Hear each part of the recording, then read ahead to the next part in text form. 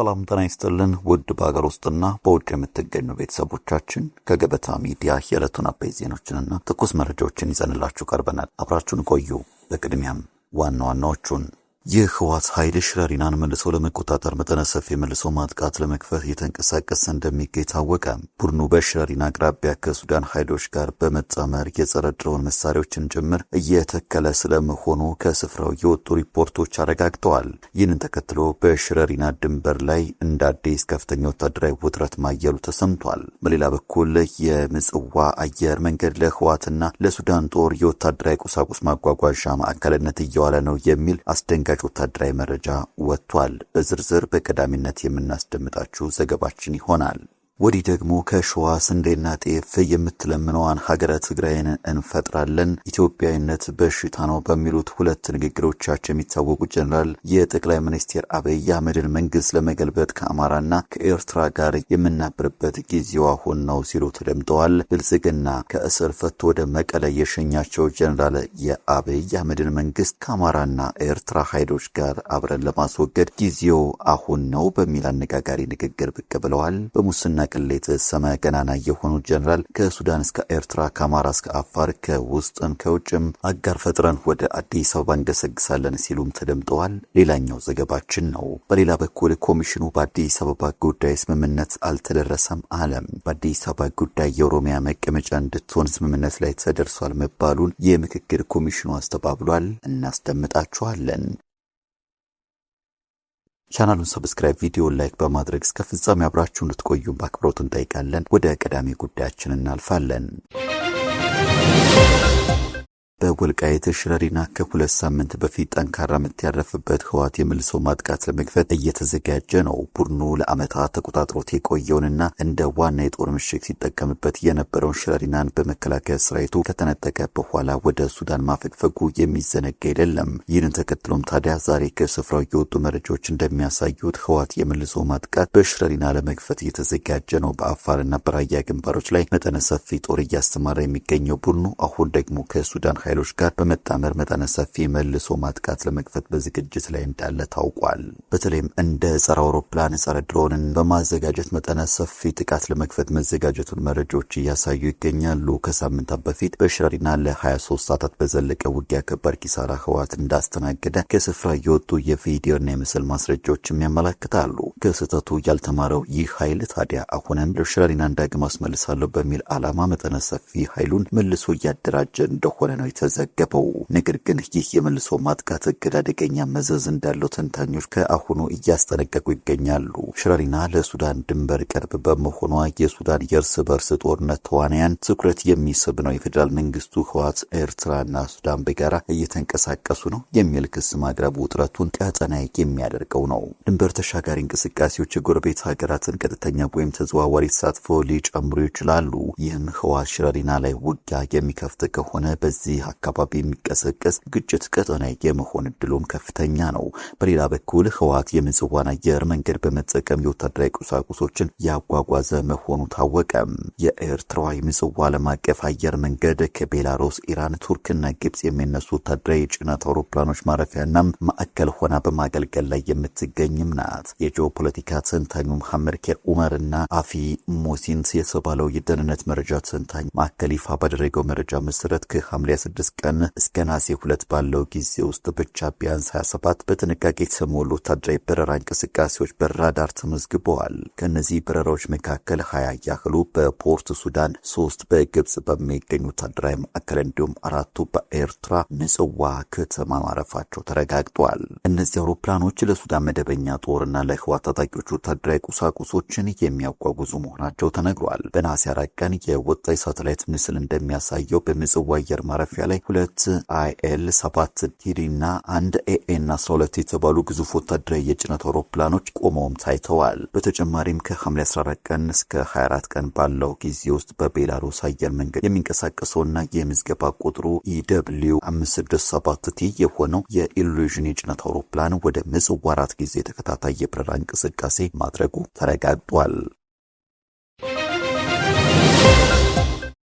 በቀጣይ መረጃችን የብልጽግናው መንግስት ከእስር ፈቶ ወደ መቀለ የሸኛቸው ጀነራል የጠቅላይ ሚኒስትር አብይ አህመድ መንግስትን ከአማራና ከኤርትራ ጋር አብረን ለማስወገድ ጊዜው አሁን ነው ሲሉ ብቅ ብለዋል።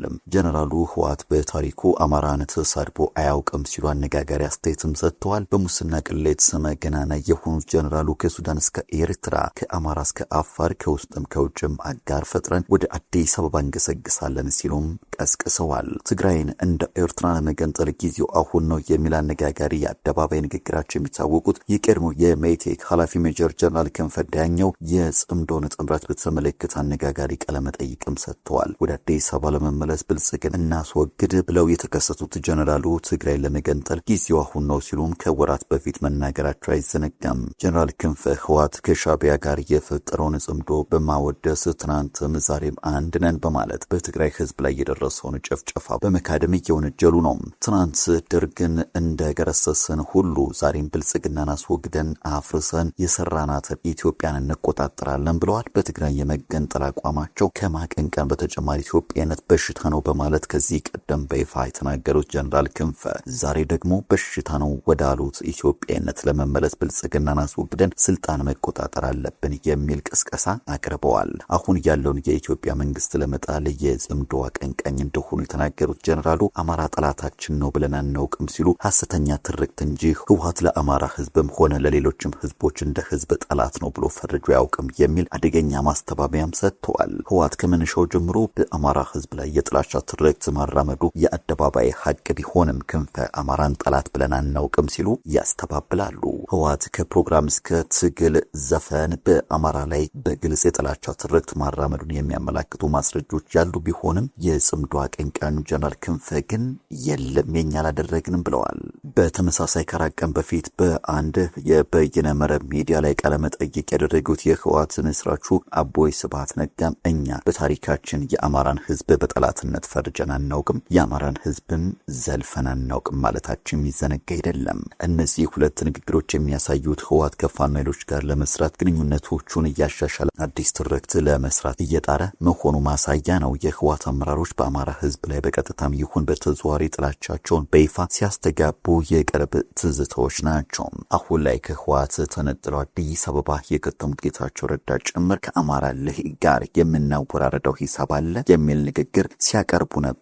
በትግራይ ጦርነት ወቅት የአንድ ህዝብ ልሂቅ ለማጥፋት በአደባባይ መዛት እንደ ማህበረሰብ መሪ አልባ የማድረግ የጥላቻ ንግግር መሆኑ ብዙ የተባለለትም ጉዳይ ነው። ህወሓት ባለፈው ጦርነት በአማራ ህዝብ ላይ ከዘፈን እስከ ግልጽ ጭፍጨፋ በመፈጸም የጥላቻ አቋሙን በይፋ ሳይቷል በሚል ይወነጅላል። አሁን ላይ በህወሓትና በፋኖ መካከል ተፈጥሯል የሚባለውን ግንኙነት ለመደገፍ ከዚህ ቀደም በአደባባይ የተሰሙ ፍርጆችን በማስተባበል ላይም ተደምጠዋል። በሁለቱም ቡድኖች በኩል ብልጽግናን ለመጣል በያዙት አቋም የልዩነት መንገዳቸው ለማጥበብም እየሞከሩ እንዳሉ ነው መረጃዎች የሚያስረግጡት።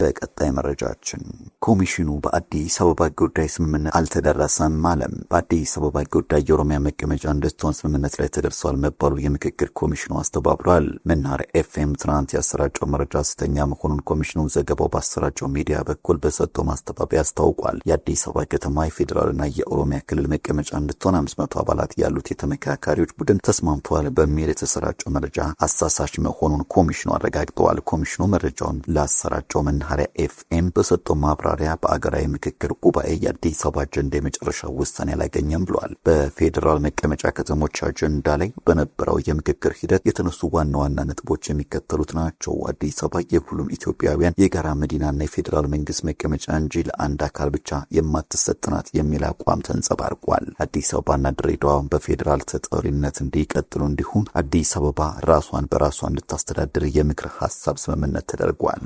የኦሮሚያ ክልል መቀመጫነት በልዩነት ተይዞ በአስማሚ ቡድን እንዲታይ ቀደም ሲል ይነሳ የነበረው ልዩ ጥቅም የሚለው ሐረግ ቀርቶ የጋራ ጥቅም እንዲሆን ተገልጧል። ይህ ሂደት በ500 ሰዎች የተከናወነ ቢሆንም ጉዳዩ ገና በኮሚቴዎችና በ4000 የምክክር ተሳታፊዎች በይፋ እስከሚወሰን ድረስ የመጨረሻ ውሳኔ እንዳልተሰጠው የአገራዊ ምክክር ኮሚሽኑ አስታውቋል።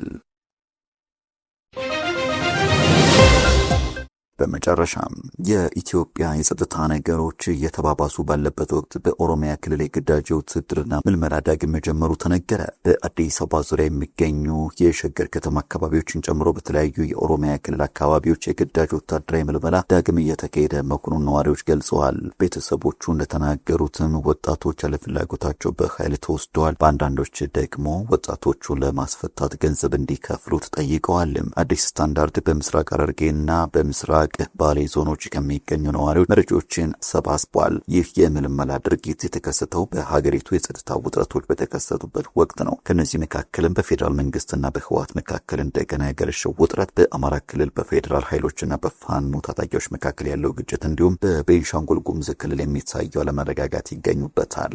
ውድ ተመልካቾቻችን ለዛሬ ያዘጋጀንላችሁ አበይት ዜናዎቻችን እነዚህ ነበሩ። ገበታ ሚዲያን ሰብስክራይብ በማድረግ ቤተሰብ ይሁኑ እያለን ተሰናበትን። ጤና ይስጥልን።